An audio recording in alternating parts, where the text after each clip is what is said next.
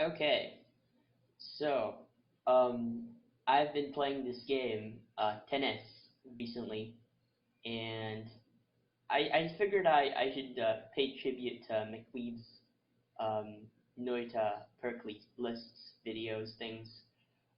Because if you didn't know, tennis is not just some weird sports sim or something with real-time tennis action, good roguelite with really cool perks, which some of them are more game breaking than others. So I thought I'd figure out, a tier list for them. Um, let's get into it. So first of all, uh, one good thing that tennis always gives you is health. So no matter what level you are, as long as you just didn't finish a boss fight and finished a level, you should be able to get health off the bat. So health knot is +1 health, and it just does what it does. And the cool thing is you don't have a health max. So maybe that's something you'd guess, but you can even stack them if you get bad perks. So it's really good.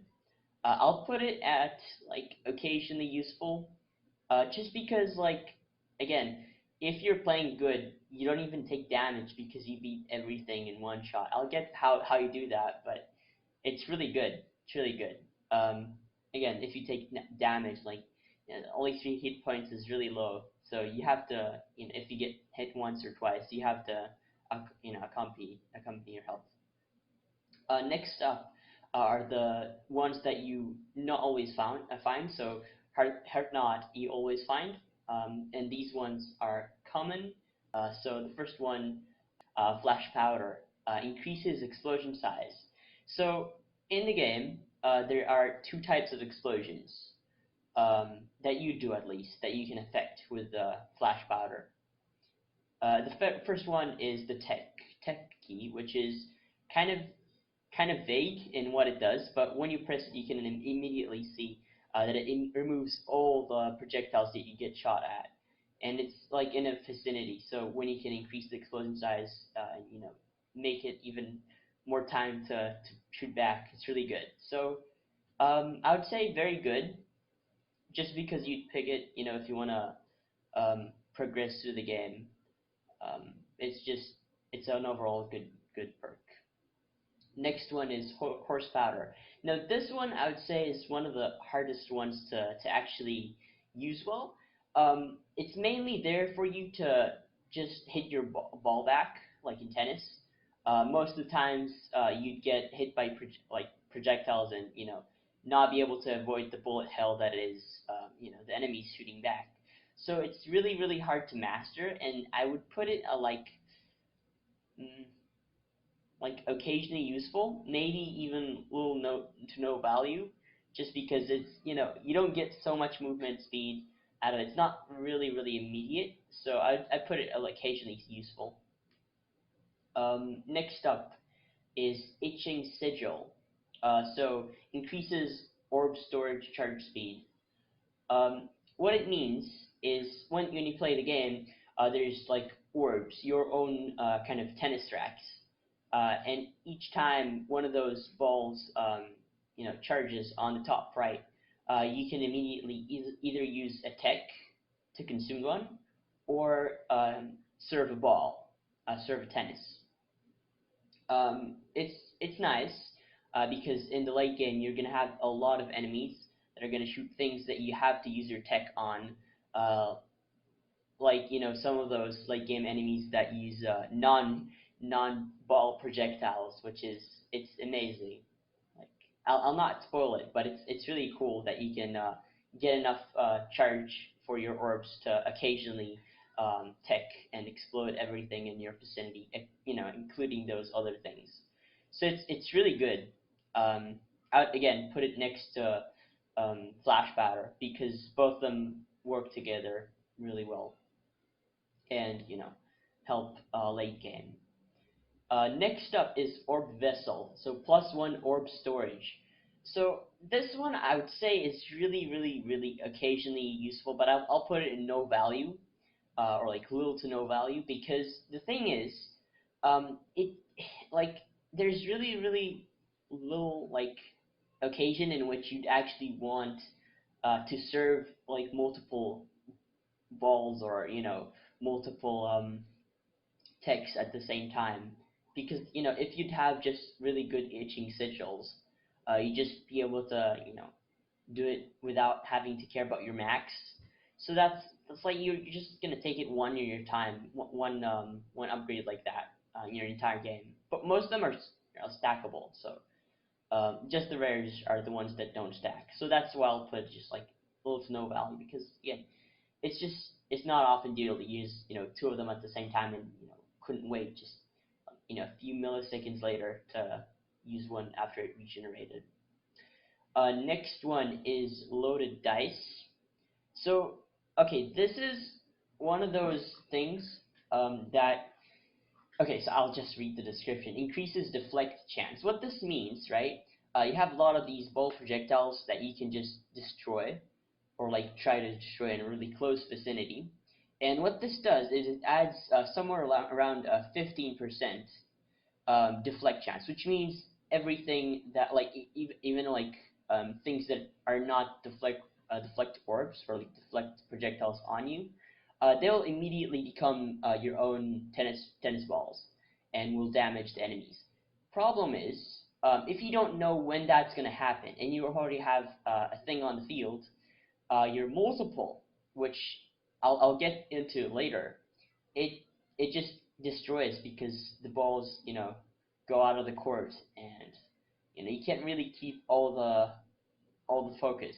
So that's why I'll put it into detrimental, because when you not have like an idea when you're gonna shoot back a ball, and like again, you don't really need all the time extra tennis balls. It's not great, and will destroy your um, what do you call it, combo charge. And okay, so now the holy grail, multi-tapple increases combo charge. Now this is, I would say, the best perk in the game, and the reason I think it is the best perk in the game is what multiple essentially does, or like your combo charge essentially does, is every time you hit the enemy, it's like it just ups your next hit on them with the balls that are on the court. Like assuming you're not gonna miss one of your shots and it's gonna fly off the court. So if you can keep the multiple, or like the combo all the game, you can get up to, well, even without taking multiple, you can get up to like one-shotting every single enemy, including bosses, like the first boss and the second boss. All of them you can just with like a 10 combo charge, you can just like one tap them. It's great. It is absolutely game breaking, and that's why I think when you have deflect orbs, or like deflect chances, it would just be bad, because it would just make your upgrade of multiple useless, and also just like you know multiple is just the best. Like if you use multiple and charge, what you're doing essentially is switching from playing fucking, oh, what the game is, what's the game, um it just makes it tennis, and it's great. You have to shoot back the balls or they go away, and that one hit goes to hell. Next one is tension spice. So increases orb velocity. Now, if you think about it, tension spice to begin with would be kind of shitty, because you don't want your ball that you have to keep on the court if you want to increase your multiple. You don't want it to go faster so that you'd have less time to react and shoot it back at the enemies. So it's just horrible, right? I'll get to why it's horrible, but it's not this reason.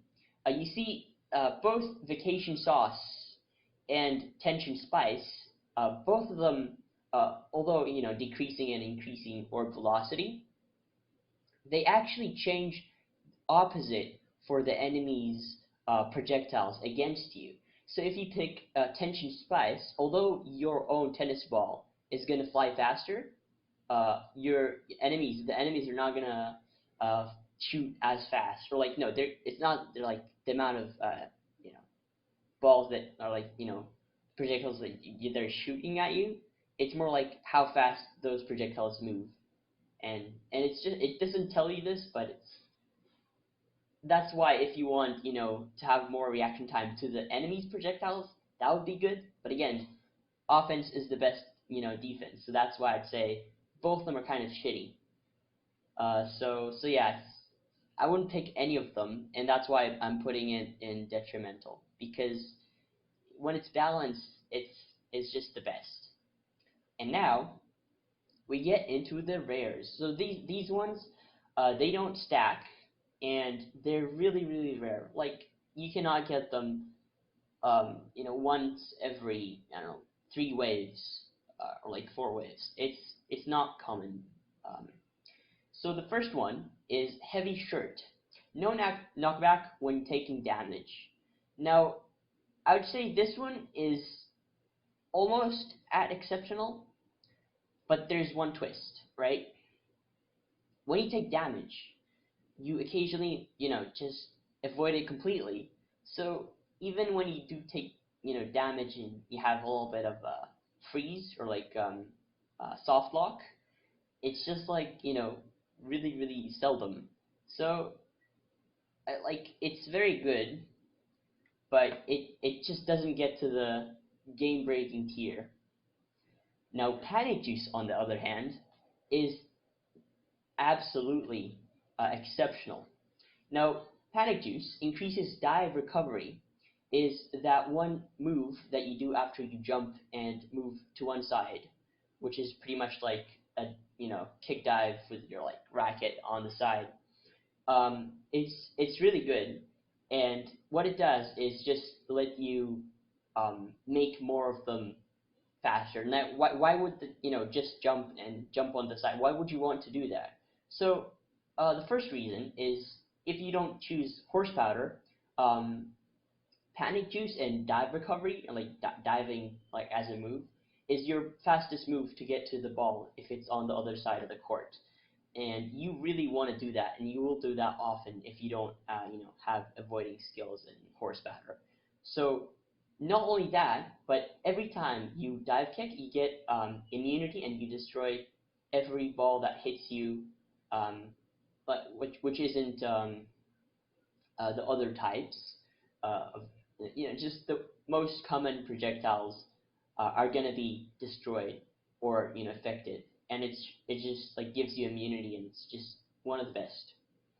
Um, and the last one, Vengeful Sigil, is create deflect orbs on impact. What this means is um, it's just like loaded dice with increased deflect chance, but it just works 100% of the time. That way that whenever you hit an enemy, or you get hit, I think so, um, an orb, like a black orb, one of those that becomes your own projectile and your own tennis ball, is bound to spawn. Now, the reason I think it's detrimental is because whenever you actually get hit or hit an enemy, it's not like it turns another projectile that was already on the field to, a thing.